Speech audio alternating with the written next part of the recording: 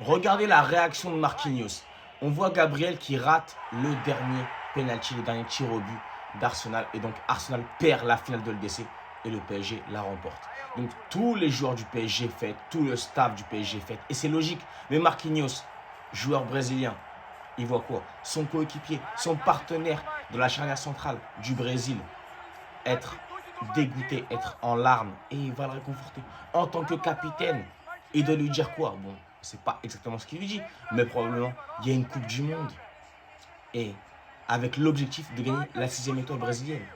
Martinelli, qui bien sûr aussi est le premier joueur d'Arsenal qui va réconforter Gabriel, qui va rejoindre ses deux coéquipiers brésiliens. Parce que oui, Martinelli aussi ira à la Coupe du Monde. Et quand on voit ce type d'image, il faut se dire, Marquinhos prouve que c'est un capitaine exemplaire, que ce soit avec le PSG ou avec le Brésil, parce qu'il a souvent été critiqué, que ce soit au PSG ou au Brésil, sur son fameux leadership.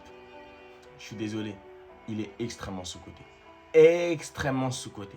C'est un joueur qui a un vrai leadership. Quand vous voyez ça, vous vous dites que Marquinhos vient de gagner une deuxième Ligue des Champions de suite.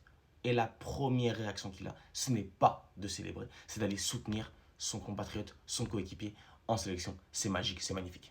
Marquinhos est une légende du football, que vous le vouliez ou non. C'est aussi un capitaine exemplaire, que vous le vouliez ou non. Parce que oui, Marquinhos est un joueur exceptionnel, un joueur qui a énormément de titres, qui a tout gagné avec le Paris Saint-Germain, qui a gagné aussi avec le Brésil, la Copa América, qui a gagné aussi avec le Brésil, les JO de 2016. Et pourtant, il est souvent décrié. Il lui manque quoi? Un seul titre. Un seul. Le plus beau de tous, c'est vrai. La Coupe du Monde. Même ça, attention, je le dis, le Brésil va aller à la Coupe du Monde très, très méchant, très bouillant. Et ce Brésil est extrêmement sous-estimé.